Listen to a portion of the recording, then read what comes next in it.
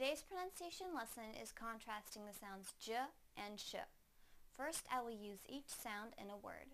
Then I will put the words into a sentence so that you can hear them together with contextual clues. Please listen closely to the differences in the sounds.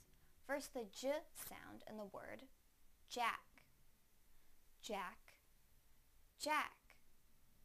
Now the sh sound in the word shack, shack, shack. Now I will use them both in a sentence. Jack is in the shack. Jack is in the shack. Jack is in the shack. Thank you for watching CartoonEnglish.tv's pronunciation lesson. Come visit our website for free lessons, games, and chat. Bye!